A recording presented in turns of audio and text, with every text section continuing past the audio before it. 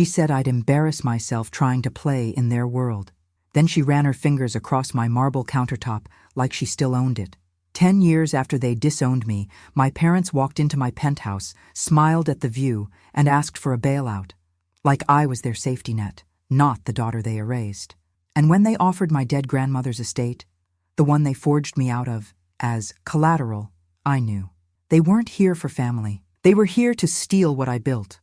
But I didn't say no. I smiled, hit record, and let them talk.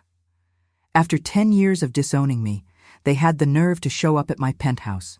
So I let them in and waited. Because cold built this empire. And I don't cry without receipts. Now guess who's about to lose everything? I used to think silence was just absence dressed in better clothes. 10 years of family exile taught me different. Silence is a weapon that leaves pristine wounds. You ever notice how the quietest cuts heal the slowest? My penthouse sits 40 stories above downtown Dallas, all glass walls and clean lines that probably cost more than my first apartment building. I kept it minimal. Cream sofas, steel accents, abstract art that doesn't try too hard to mean something. The kind of place that makes visitors whisper, like they're in a museum where touching isn't allowed. Pretty, fitting, since I've spent a decade turning myself into something untouchable. From up here, Texas spreads out like a living map, all lit up and humming. During sunset, the whole skyline burns orange gold, reflecting off buildings I now own pieces of. It's the view my family used to brag about having back when they were the ones looking down on everyone else. Funny how things change. Well, maybe not funny, but satisfying in a way that still catches in my throat sometimes. You'd think after building all this from scratch, from that one-bedroom walk-up with the leaky faucet to a billion-dollar real estate portfolio, I'd feel completely at home. But there's always this ghost of uncertainty, like I'm still that middle daughter being told I'm not quite good enough. Not unless I agreed to marry Dad's 60-year-old business partner to secure the family's future. The memory of their ultimatum still sits in my gut like a stone. I keep my space as pristine as an operating room.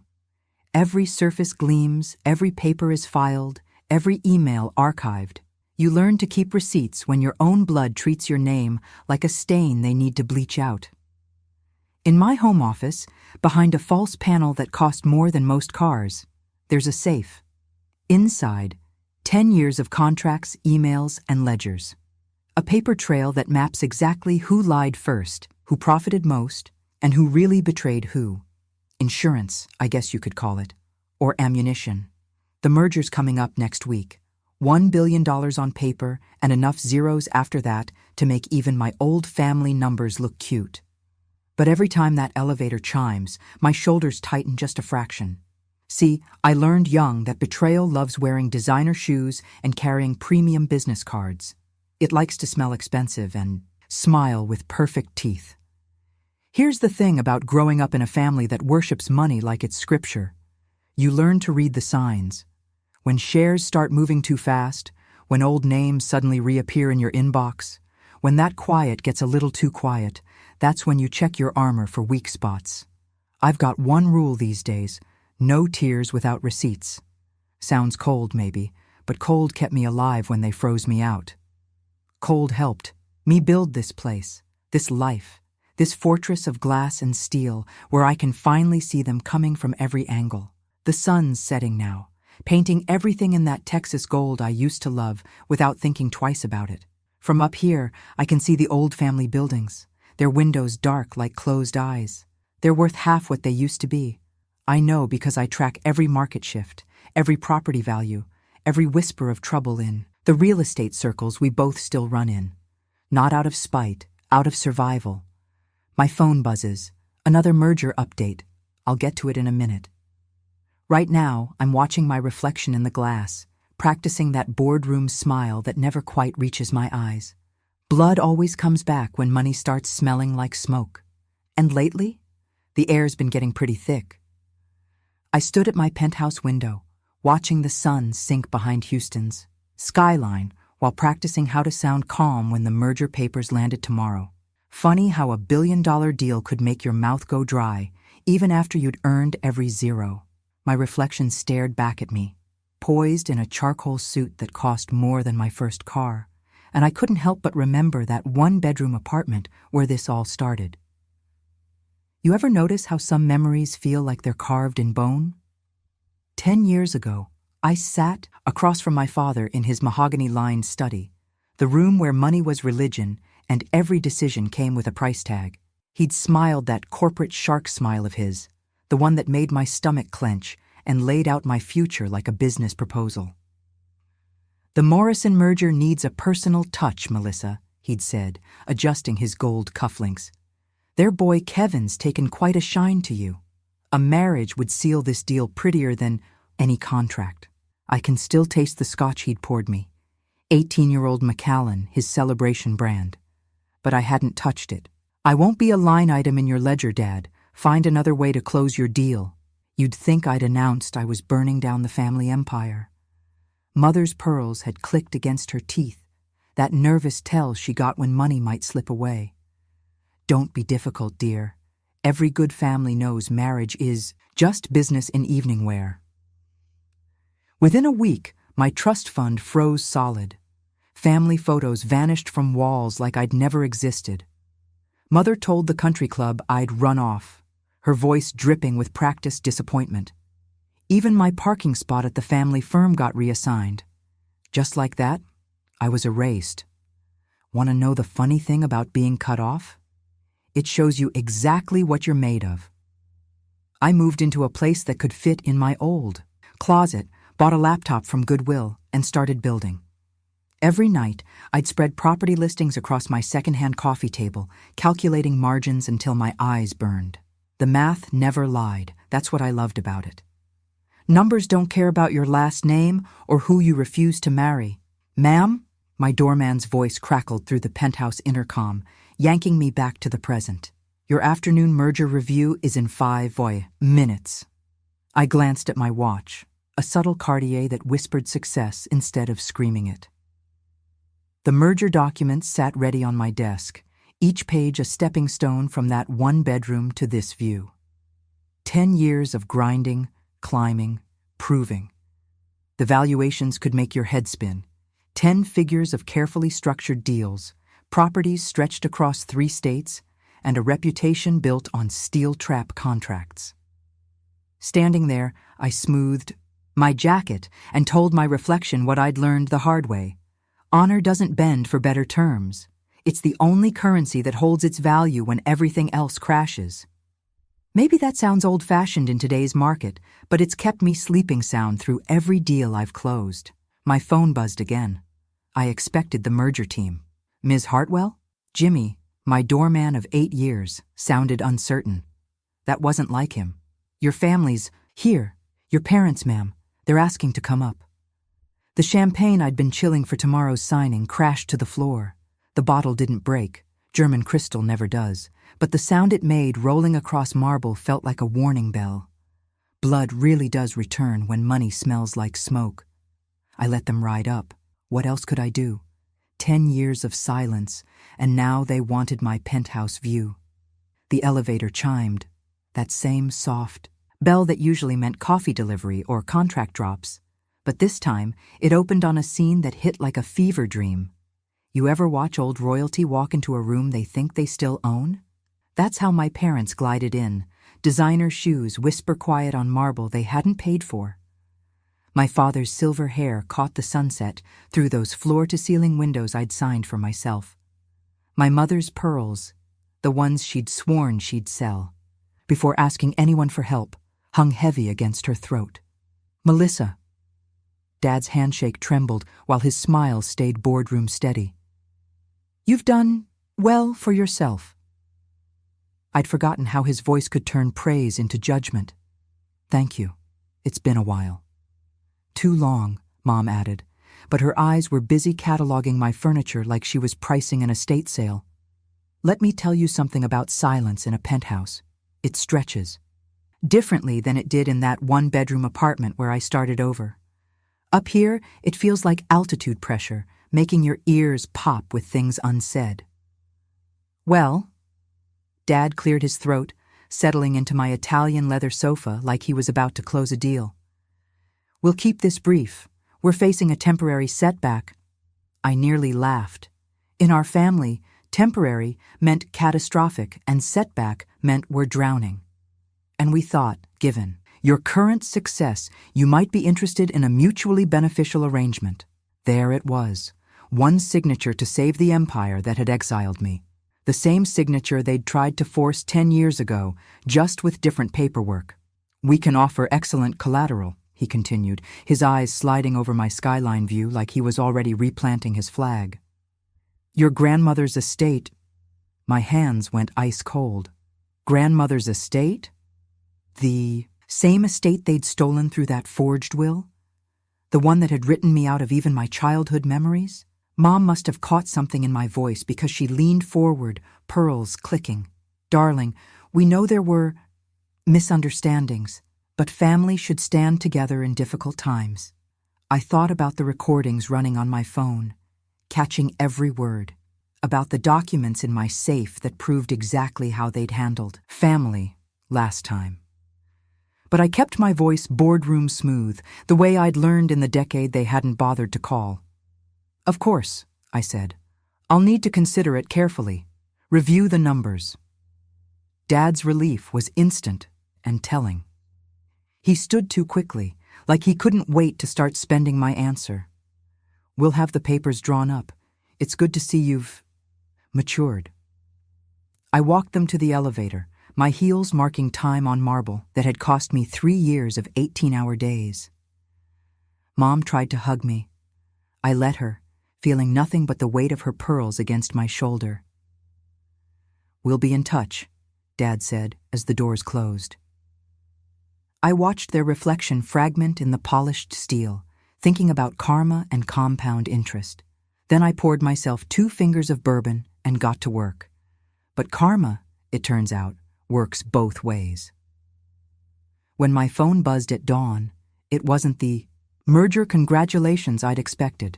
Instead, my screen lit up with the business page's headline, Hartwell Developments Merger Under Review, Fraud Allegations Surface. I read those words 3 times, feeling each one like a knife between my ribs. The bourbon glass cracked in my grip, and I wondered if they could hear my parents laughing all the way across town. The morning hit like a hangover, but instead of my usual market reports, my screen blazed with accusations. You know that moment when your coffee goes cold before you can drink it? That's how time froze while I read the headline again. Hartwell merger under investigation. Family fund misappropriation alleged. I recognized my father's fingerprints all over it. He'd always loved leaving traces just obvious enough to twist the knife. The evidence was a stack of documents I'd never seen before. Transfer records, internal memos, all dated from my last year with the family. Each page screamed fraud in my carefully forged signature. My phone lit up like a Christmas tree. First call was Trevor from the investment group in Houston. Melissa, what the hell is this about missing family money? His voice had that tight edge that meant other investors were already calling him. It's fabricated, I said, keeping my voice steady despite my racing heart. My father's, the SEC, doesn't care about family drama. They care about numbers. He paused. We're putting our commitment on hold. Before I could argue, he hung up. 3 more calls landed in quick succession, all investors, all reconsidering their positions. I pulled up our stock ticker and watched 10 years of work bleed out in red digits. Down 12%, 18%, 23%. You ever see a building implode? That controlled demolition where it just folds into itself? That's what was happening to my company's value, floor by floor. The board meeting was worse. 14 faces on video screens, each one carved from corporate granite.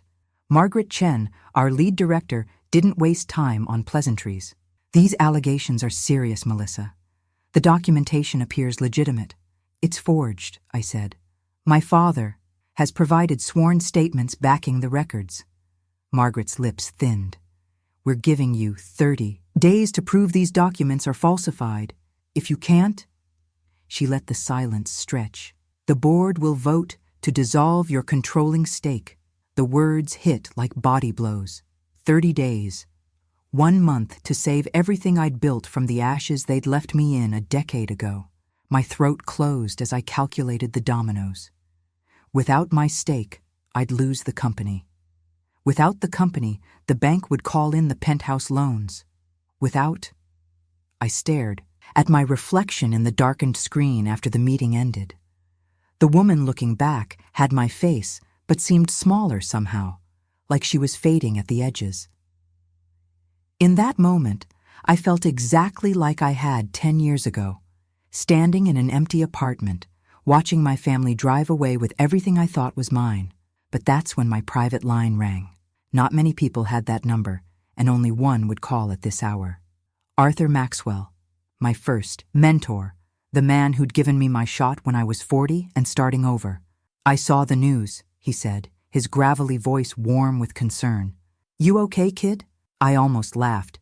He still called me kid even though I was closer to 50 than 20. Define okay. "You didn't do this." It wasn't a question. That's what I loved about Arthur. He stated facts like they were foundation stones. "No, but proving it." My voice cracked, just a little. "Tell me something."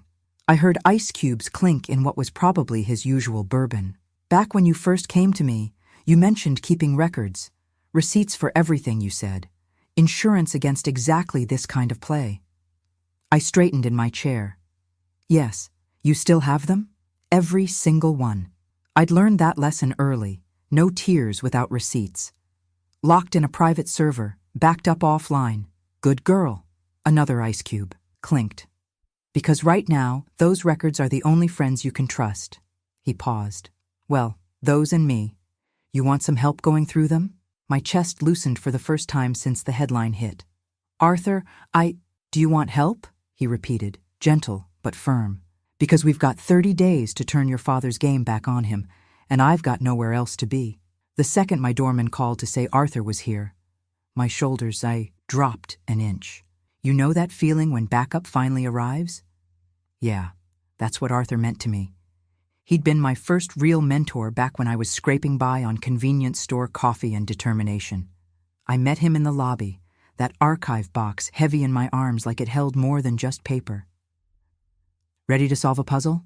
he asked, his smile crinkling the corners of his eyes the same way it had a decade ago when he'd first taught me to read between a contract's lines.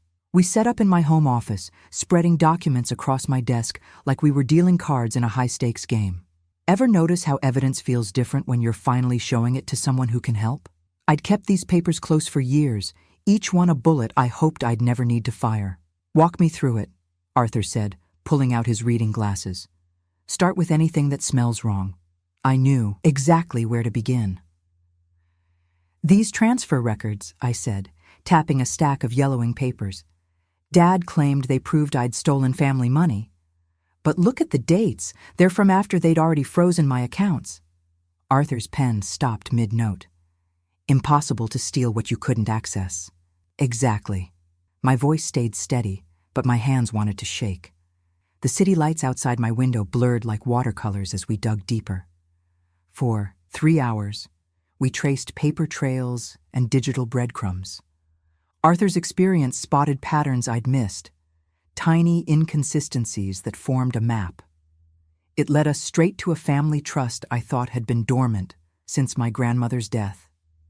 "There," Arthur said suddenly, pointing at his laptop screen. "That account number keeps appearing."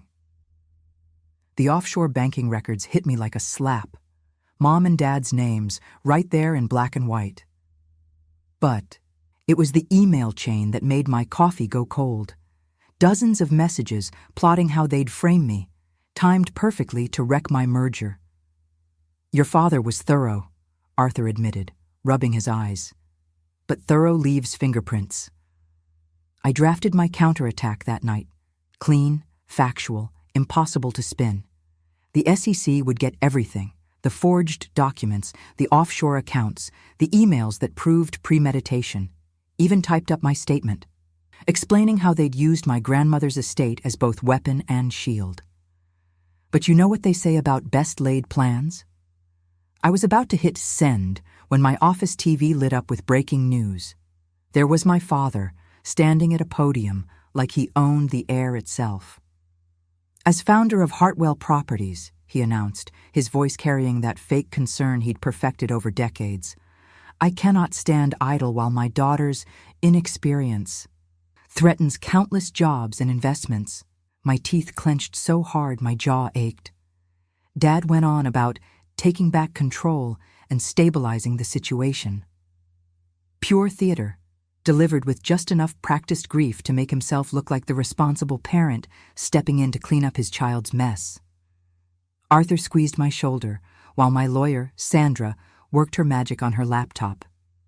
The SEC's evidence portal glowed on her screen. That blue upload bar crawling forward while my father kept talking. "Furthermore, this temporary oversight will ensure..." The upload hit 100%. "It's in," Sandra whispered. I stared at the confirmation number, those random digits that might save or sink everything I'd built. "Please," I breathed, not sure who I was asking. "Please see it for what it is." The press conference droned on, but all I could hear was that 30-day countdown in my head. Would the high SEC investigators move fast enough? Would they care enough? Or would I watch my whole life's work slip away while bureaucrats shuffled papers? Sandra closed her laptop with a quiet click. "Now we wait."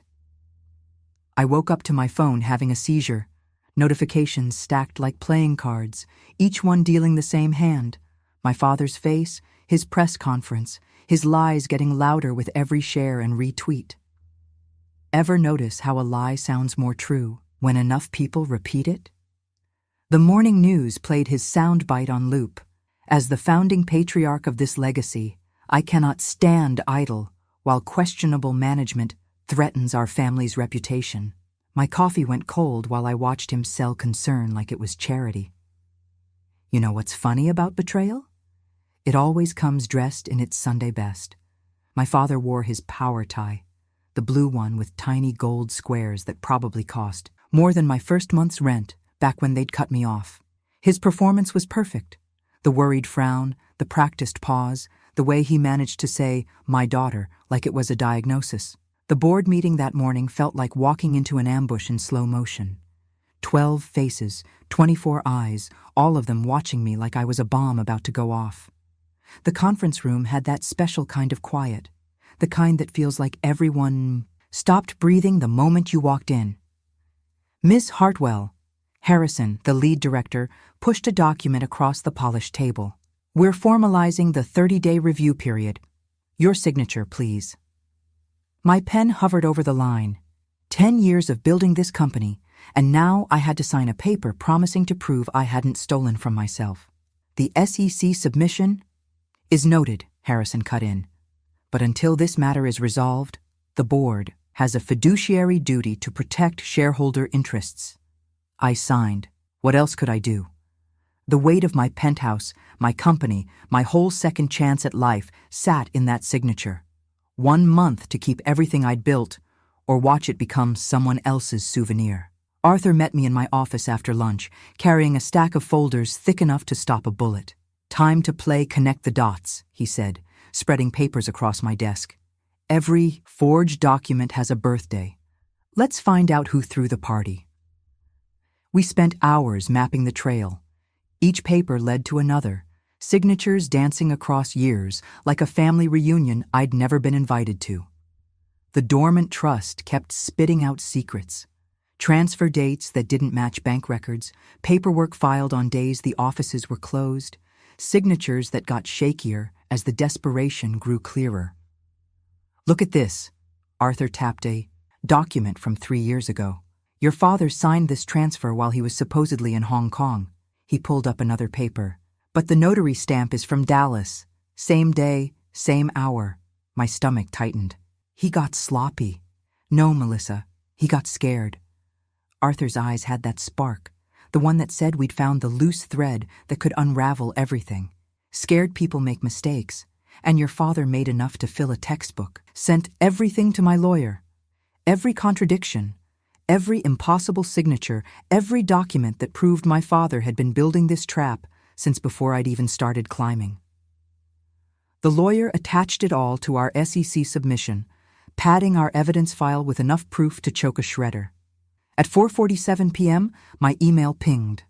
The subject line read, "Notice of Formal Inquiry, Securities and Exchange Commission." I sat there, staring at those words, until they blurred. The SEC was officially involved now. My hands shook as I opened the attachment. Not from fear, but from something deeper. Because this wasn't just an investigation anymore. This was a coin flip with my life on one side and prison on the other. Arthur's hand landed on my shoulder. "Remember what I taught you about chess? The queen is most powerful when she's patient." He nodded. "They're looking for fraud, Melissa. The question is, whose fraud will they find first?" I looked out my office window at the city I'd fought to be part of. Somewhere out there, my father was probably rehearsing his next press conference.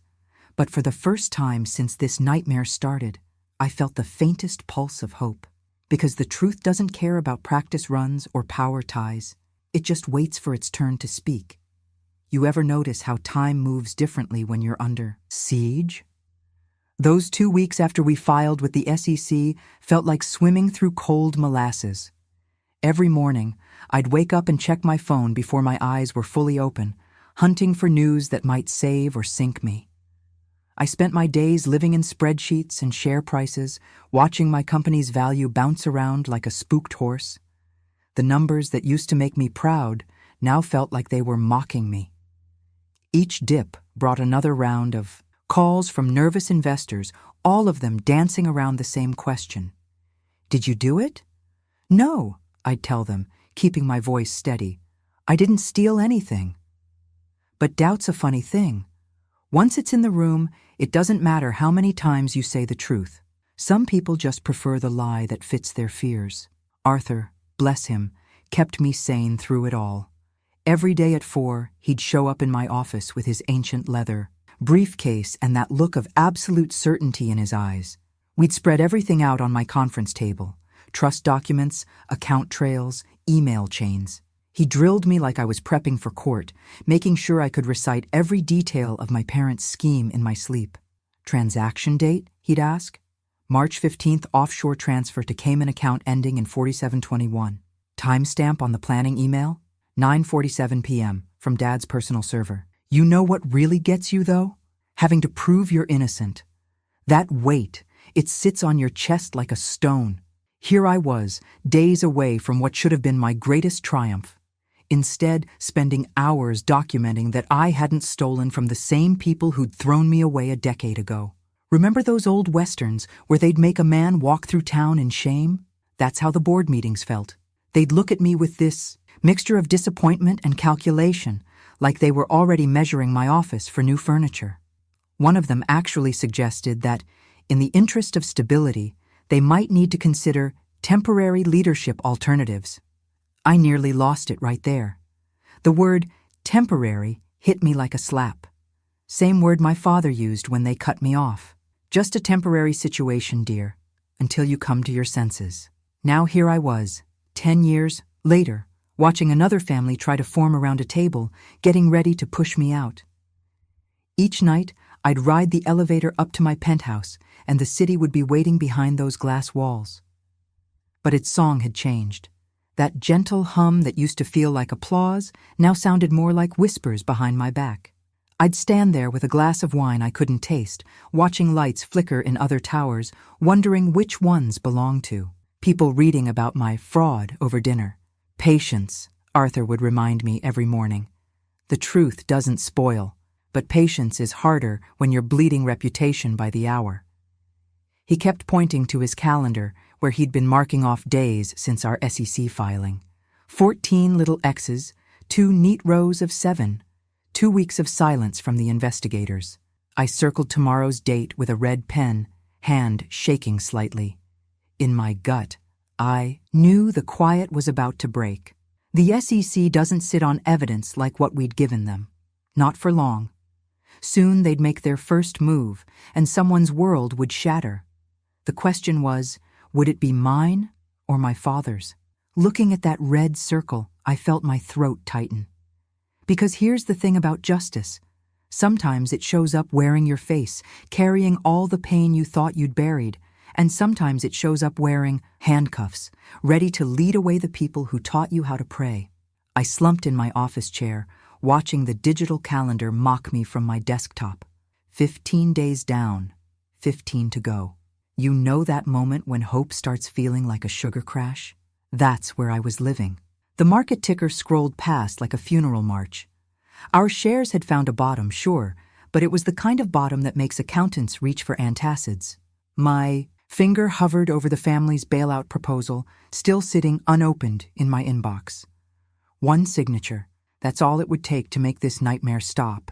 Don't you dare, I muttered to myself, pulling back from the mouse like it might bite. You ever notice how temptation always shows up dressed as common sense?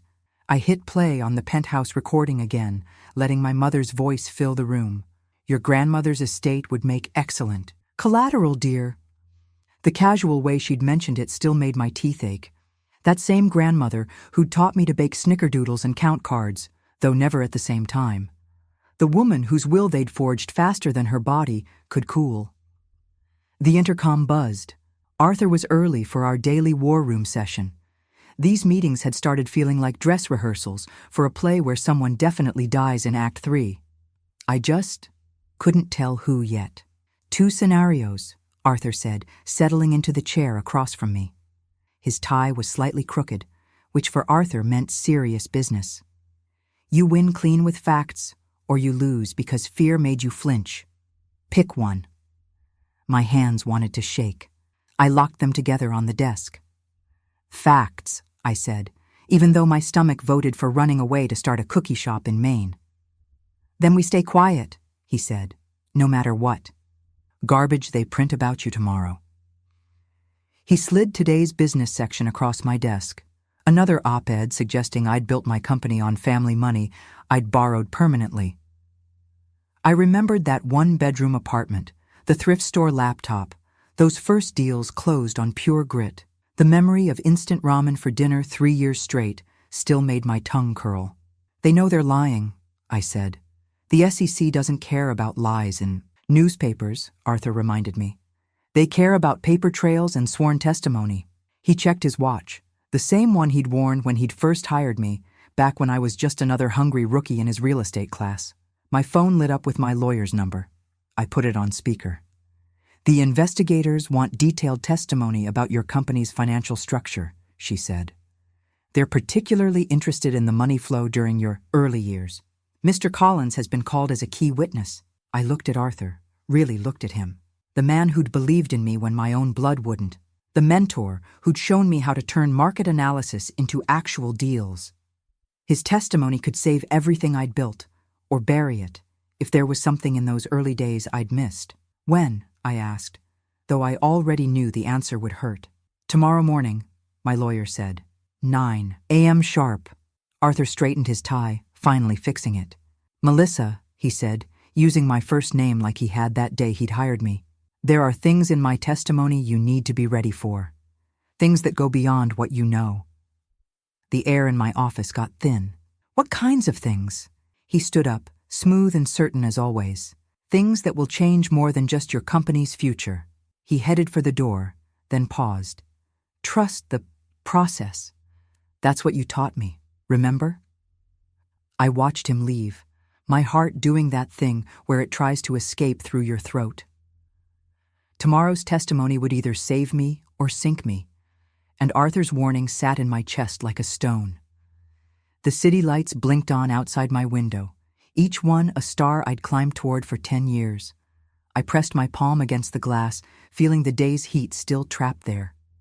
Please, I whispered, though I wasn't sure who I was talking to. Please let the truth be enough. The morning sun hit my penthouse windows like a spotlight searching for guilt. I'd slept maybe 3 hours, but my hands were steady as I poured coffee into the mug my grandmother had given me for my 16th birthday. Funny how some objects survive every storm, isn't it? One more time through the packet, Arthur said, spreading papers across my kitchen counter. He looked fresh as morning dew, which meant he probably hadn't slept at all. Start with the trust documentation. I walked him through each section, pointing out the offshore accounts, the email chains, the forged documents my father had used to frame me, the same evidence I'd practically memorized over the past 2 weeks. But Arthur kept flipping back to the accounting records, his finger tapping one name over and over. "Tell me about Claire Winters," he said finally. "Your company accountant. Professional, efficient." I shrugged. "Always submits reports on time, handles all our major transfers." The words felt hollow as soon as they left my mouth. "You've met her in person?" My coffee suddenly tasted like metal. "She works remotely. We email, we conference call. Her work's always been spotless." Arthur pulled out his phone, pulled up a photo. "The investigators traced some interesting patterns in your money flow, patterns that don't match the controls you put in place." He paused, and I felt my stomach drop before he even finished. "Patterns that look a lot like your father's old business habits." That's impossible. But was it? In 10 years, had I ever actually seen Claire Winters face to face? Had anyone? You know that moment when you realize you've been staring at a puzzle with a piece missing, and suddenly, that empty space is all you can see. "The board's going to want a simple explanation," Arthur said. "They won't care about family drama or old grudges.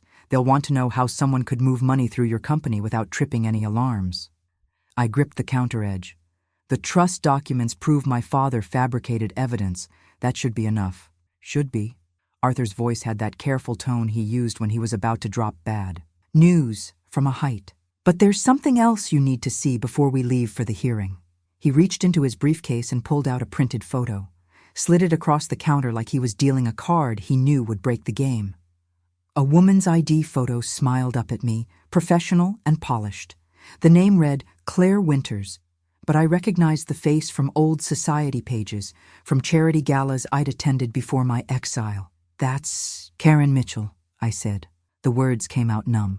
"She's been my father's mistress," Arthur finished, "for 15 years, and for the past decade she's been your company's primary accountant." My legs went weak. I grabbed the counter harder, feeling the cool marble ground me as my world tilted sideways. 10 years of building something clean and strong, and all along my father had planted his poison right at the root. Every transfer Karen had approved. Every report she'd filed, every number she'd verified, all of it potentially compromised. "The investigators found her real identity yesterday," Arthur said. "That's what I'll have to testify to this morning. The evidence shows she's been funneling company funds through those offshore accounts we found, the ones in your parents' names." I thought about my mother, clutching those pearls in my penthouse, my father's trembling handshake. They hadn't just come to ask for a bailout. They'd come to cover their tracks before everything unraveled. 10 years, I whispered.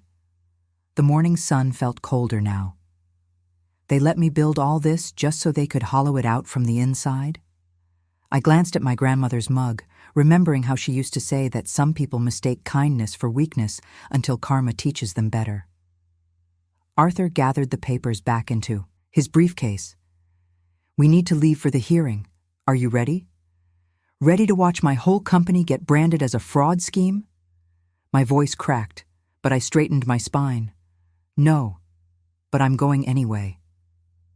I walked into that hearing room like I was crossing a minefield in heels. You know that feeling when every eye in the room is sizing you up, wondering if you're about to implode? Yeah, that was my afternoon. The oak-paneled walls seemed to close in, and the air conditioning had that sharp edge that makes your spine go rigid. My parents were already there, looking like royalty at their own execution. Dad had his power suit on, the charcoal Brooks Brothers one he'd worn to every major closing since I was a kid. The familiar smell of his cologne hit me as I passed, and for a split second, I was 12 again, sitting in his office while he explained cap rates. Funny how memories sucker punch you at the worst moments, isn't it? The investigator didn't waste time with pleasantries. He stood up, straightened his jacket, and dropped the first bomb. "All assets connected to the offshore accounts have been frozen, effective immediately." I watched my father's jaw clench, that same tick he'd get when a deal was slipping away. Furthermore, the investigator continued, the Texas Real Estate Commission has revoked both Richard and Eleanor Hartwell's licenses. He might as well have announced their social death. In Texas real estate circles, losing your license is like having your name carved off the family Bible. My mother's perfectly manicured hand flew to her throat, her pearls trembling like they knew what was coming next. The cameras caught everything. The way her foundation couldn't quite hide the flush creeping up her neck. How Dad's shoulders squared against reality. Their empire was crumbling on live television, and all I could think was, finally. You'd think I'd feel triumphant watching karma catch up to them in high definition. But honestly, relief hit me so hard it felt like guilt. 10 years of carrying their lies on my back, and suddenly the weight shifted. I could breathe again. The board members huddled together like penguins in a storm, whispering behind leather portfolios. I recognized that calculation in their eyes, the same one they'd used to measure my worth when the scandal broke. Only now they were reassessing my parents' toxicity quotient. Funny how fast allies jump ship when the water rises, isn't it? I thought we were done. The parents who'd erased me from family photos were about to be erased from their own legacy. Poetic justice, served with a side of legal paperwork. But then I caught Arthur's expression as the clerk called his name. Have you ever seen someone carry truth like it's radioactive? That's how Arthur looked walking to the stand. His hand stayed steady on the Bible as he swore in, but his eyes met mine with an apology I wasn't ready for. The room went quiet, that heavy kind of quiet that comes before an avalanche. I gripped the arms of my chair, realizing this wasn't just about exposing my father's scheme anymore. Arthur was about to rewrite every chapter of my company's story, and I couldn't stop him. I wanted to close my eyes, but I forced myself to watch. After all, I'd built an empire on facing hard truths head-on. Why stop now? The clerk's voice echoed. Do you swear to tell the truth, the whole truth, and nothing but the truth? Arthur's "I do" sounded like a door closing, or maybe opening. Sometimes it's hard to tell the difference when your world's about to turn inside out. I sat in that hearing room, feeling every heartbeat like a drumbeat, watching Arthur take the stand with the kind of steady calm that makes even whispers go quiet. You know that moment when you can feel a room holding its breath? That's what it was. 100 people leaning forward, pens frozen over notepads, waiting. Please state your credentials for the record, the investigator said. Arthur nodded, listing off 30 years of forensic accounting, experience like he was reading a grocery list. But I knew better. Every certification he mentioned was another brick in the wall of credibility he was building. And what did your investigation reveal about Hartwell Holdings' financial controls? The company's internal systems were impeccable, Arthur said, his voice carrying to every corner.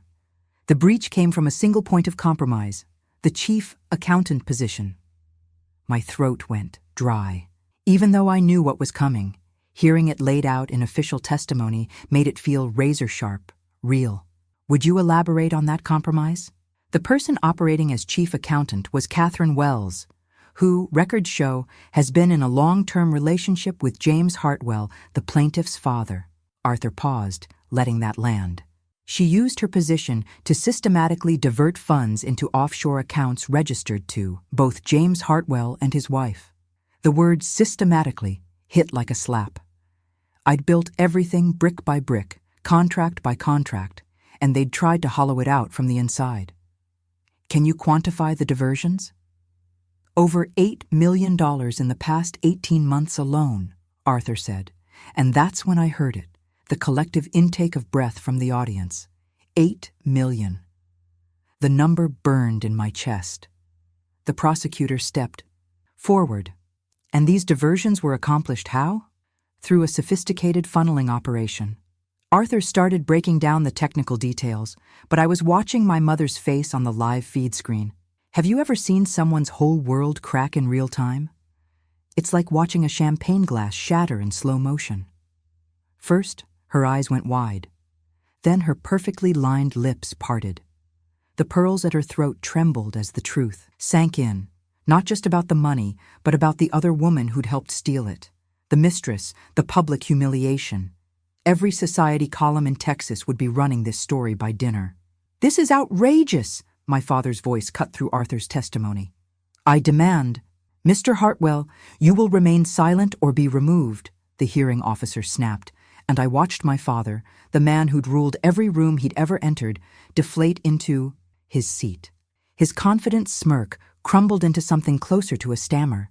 Arthur continued laying out the evidence with surgical precision. Bank records, transfer timestamps, email trails, each detail another nail in the coffin of my family's reputation. The cameras caught every flinch, every shift, every moment the facade cracked wider. I stepped into the hallway when Arthur finished, my heels clicking against marble that suddenly felt steadier. Under my feet, my phone felt heavy in my hand. I was waiting for the board's call. One ring would tell me if the merger would survive, or if they'd bury me along with my family's disgrace. I touched my grandmother's locket, the one I'd tracked down and bought back from the pawn shop where they'd sold it. The metal was warm against my palm, and I could almost hear her voice. "Patience, sugar. The truth always rises." The truth had risen. All right. But would it be enough to save everything I'd built? The phone stayed silent in my hand, its screen reflecting the fluorescent lights above like it was taunting me. Sometimes vindication tastes like ashes until you know if you get to keep what you fought for. You want to know the funny thing about betrayal? It's not the first hit that hurts most. It's standing in hallways like this one, waiting to see if the cleanup will cost you everything anyway. The narrator receives the board's call that evening, and the board confirms the fraud review is shifting toward the father's misconduct instead of the narrator's leadership. The narrator hears investors quiet down as facts replace rumors, and the narrator feels breath return for the first time in weeks.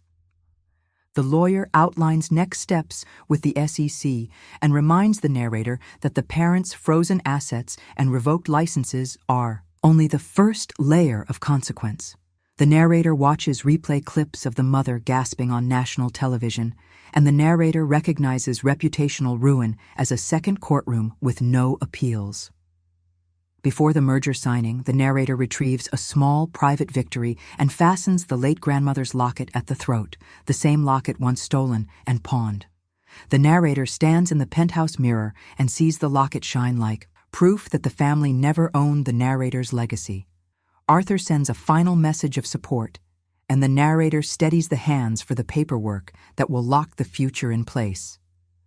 The narrator walks toward the signing table as news alerts keep pinging with family fallout, and the narrator wonders what the father will lose next. Key moment. The merger path reopens as the narrator dons the grandmother's locket before signing. Beats 22. The merger paperwork sat in front of me like the final test of everything I'd built. 10 years of work, all coming down to a few strokes of ink. You know that moment when your whole life feels balanced on a knife's edge? This was mine. I picked up the pen, one of those weighty Mont Blancs that Arthur had given me years ago, saying I'd need it someday for something historic. He'd been right about so many things. My signature flowed across each page, steady and sure, while my heart hammered against my ribs like it was trying to break free.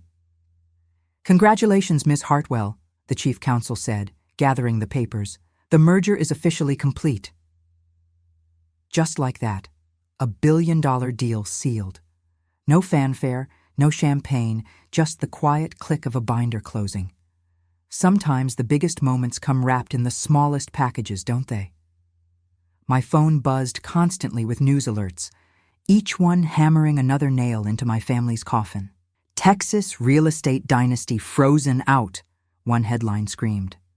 "Hartwell empire crumbles amid fraud investigation," declared another. The stories were brutal in their clarity, every asset frozen, their licenses revoked. The empire they'd built, the one they'd tried to force me to marry into, was gasping its last breath. But it was the personal scandal that really had everyone's attention. Every channel seemed to be running that clip of my mother on loop, her perfectly maintained facade cracking as she realized her husband's mistress had been right under her nose, playing accountant while bleeding the company dry. That little gasp of hers was becoming famous. You've probably seen it by now. It's the kind of thing that becomes a meme, you know? I didn't feel the urge to gloat. Didn't need to.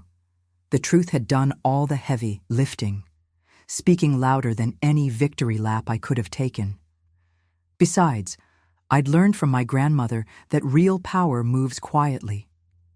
Speaking of Gram, my fingers found her locket at my throat, the gold warm against my skin.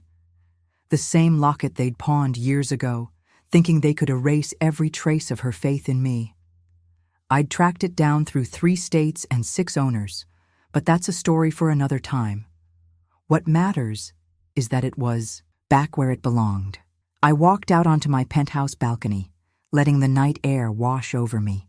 Below, the city sparkled like a field of stars I'd earned one sleepless night at a time.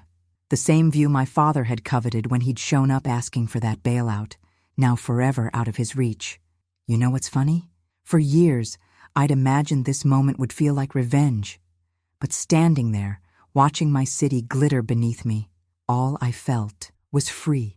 The weight of their rejection, their lies, their attempts to destroy me, it all just lifted, like smoke clearing after a fire. Gram's locket caught the light, throwing back little flashes of gold. I could almost hear her voice, that soft Texas drawl that always carried steel underneath. She'd been the only one who saw me clearly, who taught me that kindness and strength weren't opposing forces. I touched the locket one last time and whispered what I'd been waiting 10 years to say. The best apology is watching me succeed without you. The words floated away on the night air, but their truth stayed with me, solid as the ground beneath my feet. Below, a police siren wailed, probably heading to some other family's crisis. But up here, in my hard-won peace, I finally felt complete. The email confirmation of the merger pinged on my phone, but I didn't need to look. Some victories don't need witnesses, they just need to be lived.